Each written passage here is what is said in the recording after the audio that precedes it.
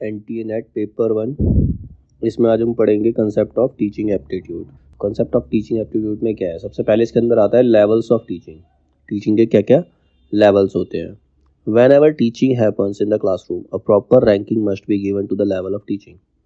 जब भी कोई टीचर पढ़ाता है या कोई भी इंसान किसी को पढ़ा रहा है तो उसे प्रॉपर रैंकिंग करनी पड़ती है, क्योंकि बस पढ़ा के चले जाना पढ़ाना नहीं होता, उसको देखना भी होता है कि उसका रिजल्ट क्या आया। उसके लिए क्या करना पड़ता है, रैंकिंग देनी पड़ती है। तो टीचिंग एप्टीट्यूड के अंदर जब भी टीचिंग होगी तो उसके लिए प्रॉपर रैंकिंग देनी बहुत ज़्यादा ज़रूरी है लेवल ऑफ टीचिंग के लिए। By this cognitive, psychomotor as well as affective development में take place. Bloom has given a taxonomy describing the level according to the cognitive development. Bloom जो है उसने अब इसको डिस्क्राइब किया है, कॉग्निटिव डेवलपमेंट के अकॉर्डिंग टीचिंग को डिस्क्राइब किया है। The teaching level is necessary to increase the level of thinking and learning. अगर किसी की थिंकिंग को और लर्निंग को बढ़ाना है, किसी को कुछ सिखाना है, तो उसके लिए टीचिंग लेवल बहुत ज़्यादा ज़रूरी है। ये नहीं सीधा जाके कैसे भी पढ़ा दिया, उसके लिए लेवल्स होते हैं, टीचिंग के भी लेवल्स होते हैं। अगर सही तरीके से डिफाइन करके पढ़ाया जाए तभी हम किसी की थिंकिंग को एक्सपेंड कर सकते हैं या लर्निंग को बढ़ा सकते हैं। किसी की लर्निंग को इंक्रीज करने के लिए या थिंकिंग को इंक्रीज करने के लिए टीचिंग लेवल बहुत ज़्यादा ज़रूरी होते हैं। ये किसका कहना है, ब्लूम का। ठीक है। According to Hawkinson and Hooper there are 5 level of teaching. 2 writers हैं, हॉकिंसन एंड हूपर। इनके अकॉर्डिंग टीचिंग के 5 लेवल है। टोटल टीचिंग के 5 लेवल है। Each level is based on the previous type of activity. और हर लेवल पुरानी activity के ऊपर डिपेंड करता है, मतलब एक सीक्वेंस है इसका। मतलब ऐसा नहीं है कि कोई भी लेवल हम पहले ले सकते हैं, फॉलो को सीक्वेंस को फॉलो करना पड़ेगा। First, second, third, fourth, fifth, कि हर कोई अपनी पिछली एक्टिविटी से लिंक्ड है। अब इसके 5 लेवल क्या है, सबसे पहले 5 लेवल जानते हैं। 5 लेवल है क्या। पहला है रिसेप्शन, लेवल 2 है एप्लीकेशन, लेवल 3 है एक्सटेंशन, लेवल 4 है क्रिएशन और लेवल 5 है चैलेंज। तो ये इसी सीक्वेंस में आएंगे, ये 5 लेवल। टीचिंग के 5 लेवल इसी सीक्वेंस में रहेंगे according to Hawkinson and Hooper. ठीक है। तो सबसे पहले लेवल 1 जो था रिसेप्शन, पहला लेवल है reception. At this level the learner is there to receive information. वहाँ पर एक लर्नर होना चाहिए, एक स्टूडेंट होना चाहिए जो इन्फॉर्मेशन रिसीव करे। ठीक है। The teacher has to give answer and responses. Many of the teachers tend to do all the activity at this level only, but this does not lead a good result. कई teacher क्या होते हैं, इसी level पे सब कुछ पढ़ा देते, सब कुछ बता देते हैं, मतलब बाकी के 4 लेवल मानते ही नहीं। स्टूडेंट आया, सारी चीज़ें इसी में बता दी, इसमें खाली केवल उसको इन्फॉर्मेशन देनी है। पहले लेवल में खाली एक तुम्हारे पास स्टूडेंट है जिसको तुम्हें इन्फॉर्मेशन देनी। कुछ टीचर क्या करते हैं, सारी चीज़ें यहीं पढ़ा देते हैं, जो कि एक अच्छा रिजल्ट नहीं प्रोवाइड कराता। This level is just settling level of learner. इससे हम उस लर्नर का लेवल सेट करते हैं कि इसको कितना समझ आता है, कितनी देर में आता है और किस तरीके से समझ में आता है, बोथ फिजिकली एंड मेंटली। मतलब वो कितना कैपेबल है मेरी चीज़ों को सीखने के लिए, फिजिकली भी और मेंटली भी। We can say there is a one way of communication from teacher to learner. यहाँ पर खाली वन वे कम्युनिकेशन है, टीचर लर्नर को समझ रहा है। ठीक है। अब इसके बाद आता है लेवल 2 एप्लीकेशन। इंफॉर्मेशन दे दी, स्टूडेंट को समझ लिया। अब लेवल 2 आ गया जहाँ पर एप्लीकेशन है। Now interaction between the teacher and learner begin. अब जो लर्नर है वो भी अपने क्वेश्चन करेगा टीचर से, वहाँ अप्लाई कर रहे हैं हम अपने मेथड को, टीचिंग मेथड को अप्लाई करेंगे। It may be in the form of question, inquiry, discussion etcetera. पहले लेवल में क्या था, खाली एक टीचर जो है अपने स्टूडेंट को इन्फॉर्मेशन दे रहा है, उसको समझ रहा है कि वो किस तरीके से पढ़ सकता है।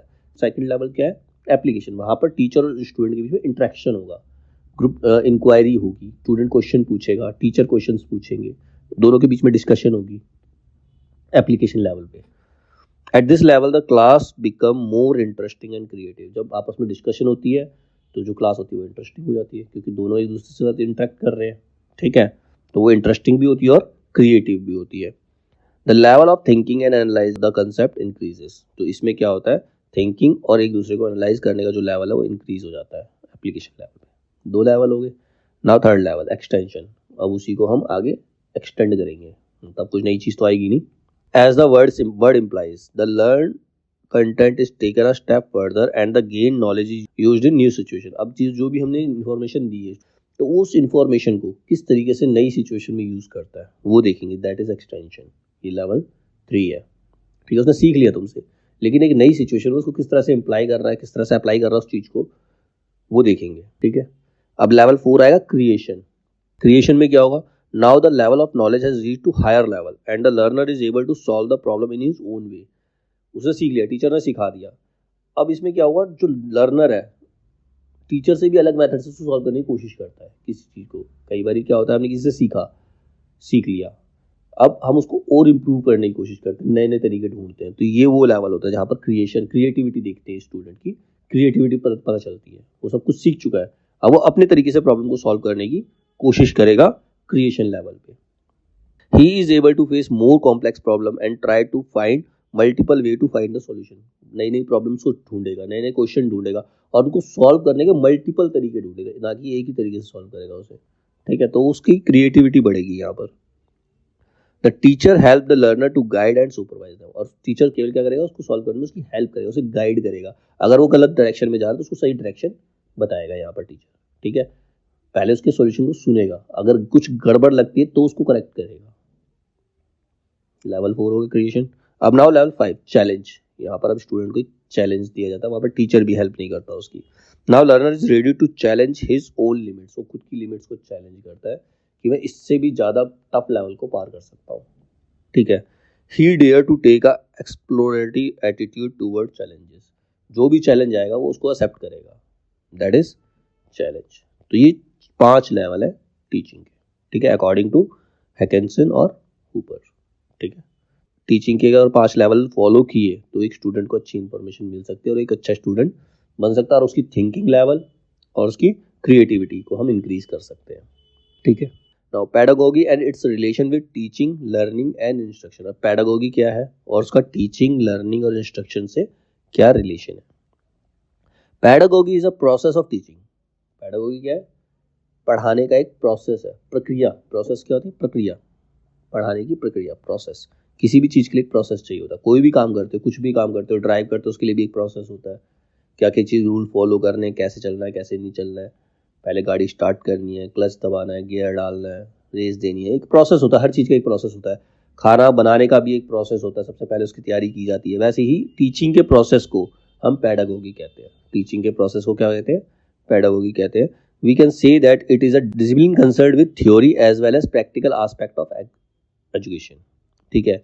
हम कह सकते हैं कि एक डिसिप्लिन क्या होता है, प्रोसेस ही होती है, तरीके से सब्जेक्ट है कि जिसके थ्रू हम प्रैक्टिकल और थ्योरेटिकल आस्पेक्ट, एजुकेशन के प्रैक्टिकल और थ्योरेटिकल आस्पेक्ट को देख सकते हैं, ठीक है।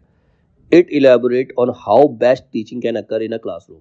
ये इलेबोरेट करता है कि एक क्लासरूम के अंदर टीचर किस तरीके से बेस्ट अपना दे सकता है, बेस्ट से बेस्ट तरीके से स्टूडेंट को पढ़ा सकता है। That is a pedagogy, process of teaching for the complete development of the learner. मतलब एक लर्नर की पूरी डेवलपमेंट के लिए टीचर कितने अच्छे तरीके से क्लासरूम में पढ़ा सकता है, उस चीज़ के प्रोसेस को हम पेडागोगी कहते हैं, ठीक है।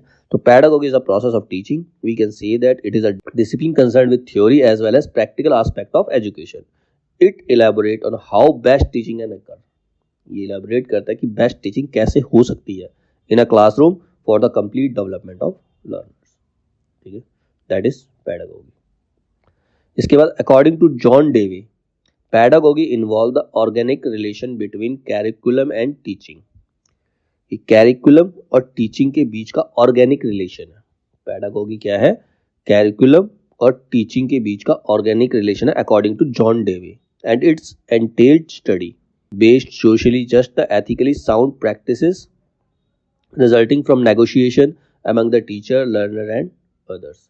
मतलब उनके बीच में जो भी नेगोशिएशंस होते हैं, मतलब कई बार क्या होता है, टीचर को स्टूडेंट के हिसाब से एडजस्ट करना होता है, स्टूडेंट को टीचर के हिसाब से एडजस्ट करना होता है। That is negotiation. नेगोशिएशन होना, आपस में सेटलमेंट करना, वही नेगोशिएशंस होती हैं। तो कभी टीचर एडजस्ट करता है तो कभी स्टूडेंट एडजस्ट करता है। तो उस चीज़ को लेकर के जो भी उनके बीच का ऑर्गेनिक रिलेशन आता है वो क्या कहलाता है, pedagogy, according to John Davy.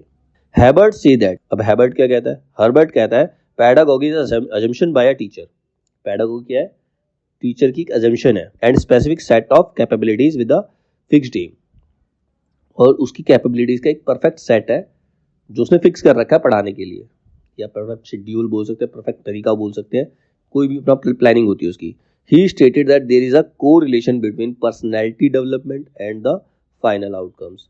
Which will benefit society and mankind as a whole. ये क्या करता है, कोरिलेशन बैठाता है। कोरिलेशन मतलब सहसंबंध कोरिलेशन होता है दो चीज़ों के पीछे, एक पर्सनैलिटी डेवलपमेंट और दूसरा फाइनल आउटकम। मतलब एक लर्नर को हम पर्सनैलिटी डेवलपमेंट का कोर्स करा रहे हैं और उसका फाइनल आउटकम क्या होता है, उसके बीच का जो कोरिलेशन होता है, दैट इज पैडागोगी। ये कौन कहता है, हर्बर्ट कहता है। ठीक है, he suggested 5 element which are as follows. Herbart के अकॉर्डिंग पैडागोगी के 5 एलिमेंट कौन कौन से हैं, प्रिपरेशन, प्रेजेंटेशन, एसोसिएशन, जनरलाइजेशन और 5th है application in order to develop them an ideal citizen. सबसे पहले प्रिपरेशन करेगा, उसके बाद अपने आप को प्रेजेंट करेगा। एसोसिएशन मतलब लोगों के साथ बातचीत, एसोसिएशन का मतलब ये होता है ना जब ग्रुप में डिस्कस होता है वो। जनरलाइजेशन, फिर जनरल वे में उसको प्रेजेंट किया जाएगा। और application in order to develop them an ideal citizen, उसको इस तरह से अप्लाई किया जाएगा कि आइडियल सिटीजन को डेवलप किया जा सके। तो ये 5 एलिमेंट है किसके, पैडागोगी के, अकॉर्डिंग टू हर्बर्ट। ठीक है, कौन कौन से, प्रिपरेशन, प्रेजेंटेशन, एसोसिएशन, जनरलाइजेशन और application in order to develop them as an ideal citizen. As already stated in this definition, pedagogy involves steps. Pedagogy में क्या होते हैं, स्टेप्स होते हैं, which begin the moment in assign the work. मतलब एक teacher को वर्क असाइन किया जाता है कि वो किसी भी सब्जेक्ट किस तरीके से पढ़ाएगा। It can be presented as follows. अब इसके अंदर क्या है, इसके अंदर भी 4 है। सबसे पहले टीचर, फिर ऑर्गेनाइजिंग वेरियस एक्टिविटीज, फिर dissemination of content, evaluation of achievement of learner. ये 4 स्टेप है इसके अंदर भी। सबसे पहले स्टेप पे क्या है, teacher, personality, content knowledge, communication skill, behaviour, style, conduct and character. ये सब टीचर की, ये सारी टीचर की क्वालिटीज है। ठीक है, personality, content knowledge, communication skill, behaviour, style, conduct and character, ये टीचर में होनी चाहिए सारी चीज़ें। सेकेंड स्टेप आता है ऑर्गेनाइजिंग वेरियस एक्टिविटीज। अब अलग अलग एक्टिविटीज को किस तरह से ऑर्गेनाइज किया जाए। ऐसा तो है नहीं पहले मतलब कोई भी स्टेप पहले ले लिया जाए, हर चीज़ का एक प्रोसेस होता है। तो उसमें क्या होगा, सबसे पहले planning the format of teaching. सबसे पहले टीचिंग के फॉर्मेट को प्लान किया जाएगा, किस फॉर्मेट में हम पढ़ाना। जैसे कोई भी क्लास में जाते हैं, हमें सिलेबस मिलता है कि फर्स्ट चैप्टर ये करना, सेकंड चैप्टर ये करना, सब एक दूसरे से लिंक्ड होते हैं, तो एक सिलेबस दिया जाता है ना। तो उसी तरीके से planning the format of teaching, logical arrangement of content. जितना भी कंटेंट है उसका अरेंजमेंट करना है लॉजिकल तरीके से। ये नहीं कि पहले किसी का पैर जोड़ दिया फिर हाथ जोड़ दिया, अगर ऐसे कुछ नहीं होगा। ठीक है, उसके अंदर कंटेंट को अरेंज किया जाएगा लॉजिकली। ठीक है, use of supporting aids etcetera, और उसको समझाने के लिए क्या क्या चीज़ें एक्स्ट्रा चाहिए, वो सपोर्टिंग एड्स होते हैं। ठीक है, सपोर्टिंग एड्स मतलब पढ़ाने के लिए तुम्हें वीडियोस चाहिए, ऑडियोस चाहिए, कुछ अलग अलग तरीके की चीज़ें चाहिए, तो वो चीज़ें सपोर्टिंग एड्स बोलते हैं।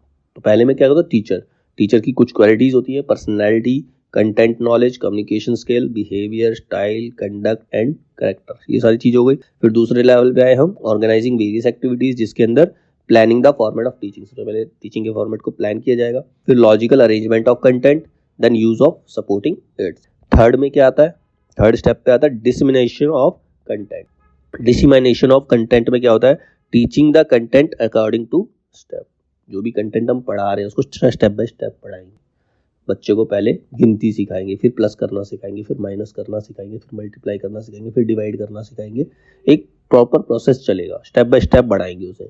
यूजिंग रीइंफोर्समेंट एंड मोटिवेशन, उनको मोटिवेट करेंगे क्योंकि वो कर सकते। कई बार क्या होता है, बच्चे डिमोटिवेट हो जाते हैं कि हमसे नहीं होगा, सीधा डिप्रेस हो जाते हैं, नहीं होगा। तो उसके लिए उन्हें मोटिवेट करना जरूरी है। इंक्रीजिंग इंटरेक्शन, उनसे ज़्यादा से ज़्यादा बातचीत की जाएगी। इंटरेक्शन मतलब उससे ज़्यादा से ज़्यादा बातचीत करेंगे तभी वो उस सब्जेक्ट में इंटरेस्ट लेंगे। अगर हम उसको बातचीत पढ़ाया और चले गए, बातचीत नहीं की, तो हमें पता ही नहीं चलेगा उसे समझ आ रहा है नहीं आ रहा है, कुछ भी नहीं है। तो उससे बातचीत की जाएगी, इंटरेक्शन बढ़ाया जाएगा।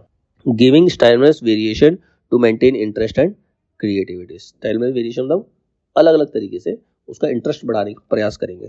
ठीक है, ताकि वो उसकी क्रिएटिविटी और इंटरेस्ट उस सब्जेक्ट में बढ़े, इस तरीके से पढ़ाने का प्रयास किया जाएगा। थर्ड स्टेप था डिसिमिनेशन ऑफ द कंटेंट, मतलब यहाँ पर हम कंटेंट को पढ़ने के लिए अप्लाई कर रहे हैं उसको। ठीक है, उसके लिए क्या क्या करना चाहिए वो चीज़ें हैं। फोर्थ में आता है evaluation of achievement of learn. हमने सिखा दिया, अब इसमें हम इवैल्यूएट करेंगे किस बच्चे ने कितना सीखा, जो कि हमारे फाइनल एग्जाम होते हैं, टर्म एग्जाम होते हैं, तो वो चीज़ें होती है ये evaluation of achievement of learner. Learner ने क्या, हमने पूरे साल पढ़ाई की, लास्ट में फाइनल एग्जाम हुआ, तो उसके अंदर हमें इवैल्यूएट किया जाता है कि बच्चे ने क्या सीखा। तो ये फोर्थ स्टेप है इसका।